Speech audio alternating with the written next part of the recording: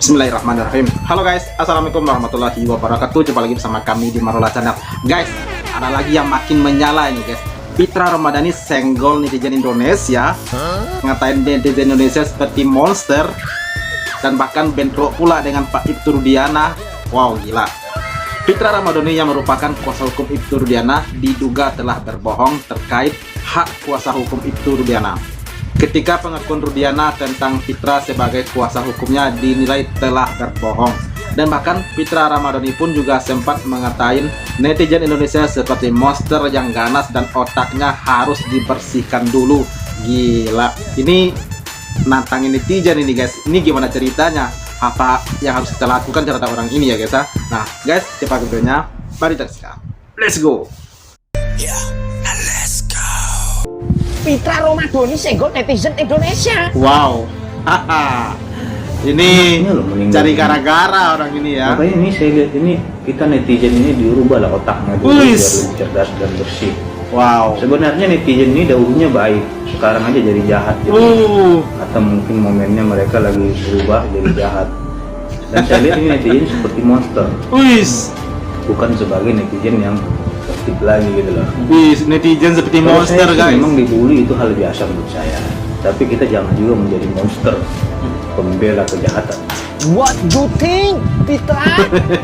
Kamu bilang netizen ini seperti monster, pembela kejahatan. Kurang garam orang ini ya. Kamu ini ngawur lambenya lur, piye iki lur?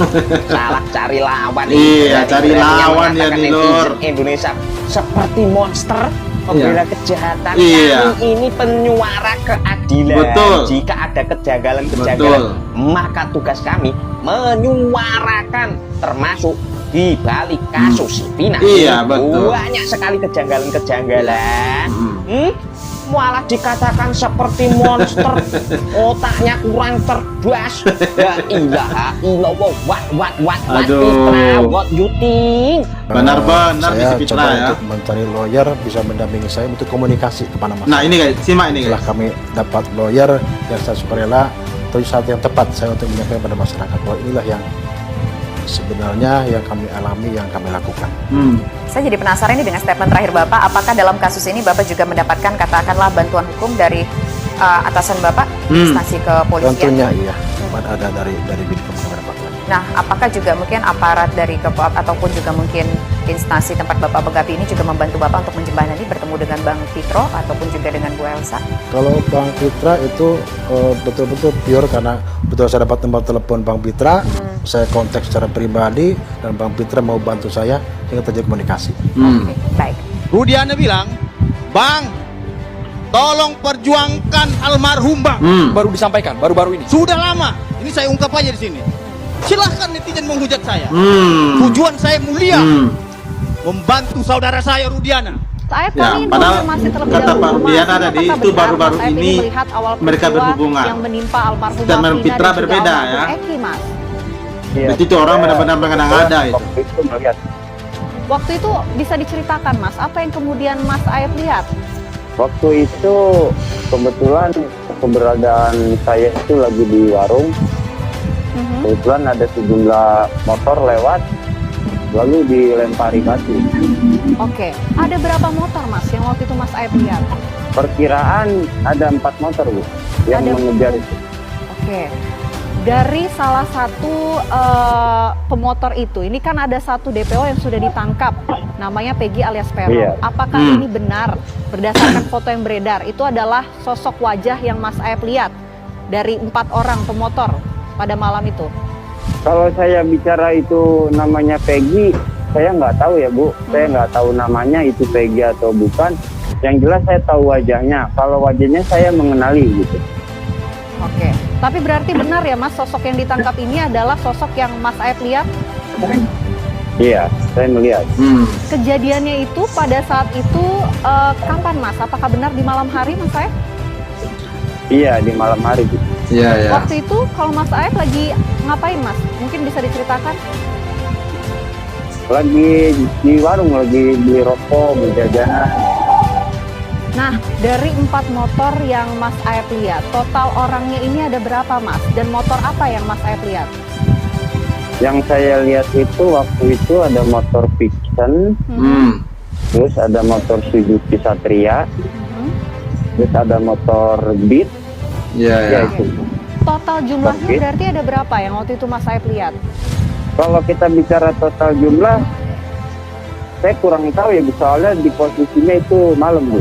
Ya. Benarkah ada sekitar 8 orang Oh ya Mas guys, Saib? ini kita flashback lagi ya Iya, tentang ada kesaksian 8 orang. Aep ketika 8 orang yang Peggy Mas Aep Setiawan lihat. ditangkap Tapi begitu Mas, ya. dari 8 orang yang Mas Aep lihat, ini kan sudah ada yang ditangkap oleh pihak kepolisian. Dari foto-foto yang beredar, itu benar yang Mas Aep lihat pada saat kejadian? Ya, sebagian itu benar, Bu. Saya tahu. Oke. Mas Aep kan mengatakan kejadian ini di malam hari, Mas. Kalau bicara soal jarak, Mas, jarak dari posisi Mas Aep dengan TKP ataupun lokasi kejadian, ini jaraknya berapa jauh, Mas Aep? Ada sekitaran 100 meteran lagi. Oke. 100 Bisa terlihat meter. jelas nggak, Mas, wajahnya? Wajah dari Malam pelaku hari yang mengejar dengan lampu sinar remang-remang ini itu, bisa guys. terlihat jelas pada saat itu oleh Mas Aep. Oh, wajah dari pelaku-pelaku itu. Iya. Ya tidak begitu, tidak juga sih. Oke. Tapi yang jelas saya tahu lah. Mas Aep, pada saat kejadian ini, apa yang kemudian dilakukan oleh pemotor ini terhadap Vina dan Eki yang Mas Aep saksikan?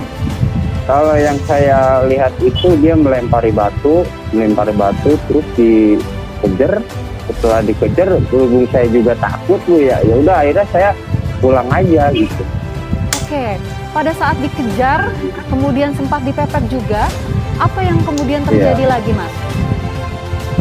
Kurang tahu juga, Bu. Selebihnya kepikirannya kita nggak tahu. Soalnya kita juga takut gitu, takut kena sasaran. Memangnya pada saat kejadian di sekitar tidak ada warga sekitar lagi, Mas? Apa kondisinya sepi pada saat itu? Berhubung di situ sepi, Bu. Ya. Jadi di situ tuh jam 9 udah sepi, Bu, jalanan sini. Oke, kondisinya sepi dan gelap ya, Mas, pada saat itu? Iya. Berarti setelah itu Mas Aep memutuskan untuk buru-buru pergi ya, Mas, ya, melihat kejadian Pulang. itu? Iya. Iya. Adakah terdengar suara teriakan atau suara-suara lain yang mungkin Mas Aep dengar? Ada sih teriakan ya, cuman nggak begitu jelas. Berhubung saya langsung pulang, langsung pergi, pas lihat saya dilempari batu terus dikejar, udah saya langsung pulang aja. Berapa lama, Mas, suara teriakan ini terdengar, Mas Aep? Ya nggak begitu lama. Oke, Mas, ini kan ada salah satu pelaku yang sudah bebas bernama Saka Tatal ya, Mas, ya? Iya, iya. Kalau Mas Aep mengenal wajahnya atau memang mengenal sosok Saka Tatal ini nggak, Mas? Ya, mengenal wajahnya, Bu. Wajahnya, itu benar salah satu dari Iya. 8 pelaku pada saat malam itu, Mas? Pas waktu penangkapan itu Saka Tatal tuh nggak ada, Bu. Oke, baik. Mas Aep, ini kan polisi telah Ya, Bu. membawa Mas Aep sebelumnya untuk kemudian dimintai keterangan sebelum kasus ini kembali dibuka. Ya. Apakah Mas Aep pernah Ya. dimintai keterangan oleh pihak kepolisian sebelumnya, Mas? Pernah, Bu. Oke, apa yang waktu itu Mas Aep sampaikan ke pihak kepolisian? Waktu itu saya dimintai keterangan di Polres, gitu ya, di Polres Cirebon Kota. Oke, itu Ya. kejadiannya kapan, Mas? Kejadiannya 2011. Oke, berarti terakhir memberikan keterangan 2016 ya. Kalau baru-baru ini juga, apakah Mas Aep juga sempat memberikan keterangan atau dimintai keterangan lagi oleh pihak kepolisian? Kemarin, Bu, saya dimintain keterangan tambahan lagi dari Polda. Kebetulan dari Polda langsung menghampiri saya di sini di Cikarang. Saya dimintain keterangan. Oke. Berarti waktu persidangan juga, Mas, apakah sempat memberikan keterangan, Mas Aep? Kalau waktu persidangan belum, Bu. Belum pernah. Sempat dipanggil pada saat persidangan, Mas? Sempat dipanggil, cuman saya nggak ini. Mas Aep, ini kan waktu kejadian Mas Aep katakan kondisinya sepi dan juga gelap ya, Mas, ya? Iya, iya. Mas Aep bisa melihat dengan jelas wajah dari 8 orang ini, Mas? Kurang begitu jelas tuh ya, yang jelas dia kurang begitu jelas, yang jelas saya tahu, Bu. Oke. Kelihatan lah gitu ya. Oke, baik, terima kasih Kelihatan banyak. ya. Oke, itu dia guys ya. Ini kita flashback lagi tentang kesaksian Aep semasa Peggy baru-baru ditangkap dulu ya, Peggy Setiawan ya. Nah di sini kita juga bisa menilai ya, apa yang disampaikan AF ini benar-benar ada yang tidak masuk akal ini ya. Dengan jarak 100 meter dengan kondisi gelap begitu ya, suasananya gelap, redup begitu, cuma sedikit cahaya, jarak 100 meter, tetapi AF bisa mengenali orang-orang yang di situ, yang di tempat penangkapan itu. Nah itu nggak masuk akal. Dia sendiri mengatakan kurang jelas, tapi dia tahulah begitu ya. Artinya itu kan ngambang ya, nggak jelas begitu ya. Dan apalagi tentang baru-baru ini AF mendatangi bapaknya, lalu diapit oleh beberapa orang yang katakanlah itu mungkin kuasa hukumnya gitu ya. Nah akhirnya keinginan AF untuk mengungkapkan sesuatu kepada bapaknya dari hati ke hati, dan begitu pula sebaliknya bapaknya akhirnya tidak tersampaikan guys ya. Ini sepertinya ada yang janggal ini. Ini AF sepertinya di sini ada tekanan batin atau tertekan begitu ya, seperti terintimidasi begitu guys. Nah kasihan juga AF ya, dengan ulahnya seperti ini, akhirnya ini jadi bumerang bagi AF begitu. Oke guys, terima kasih banyak bagi yang sudah nonton, dan sampai jumpa lagi di video berikutnya. Thank you. Thanks for watching.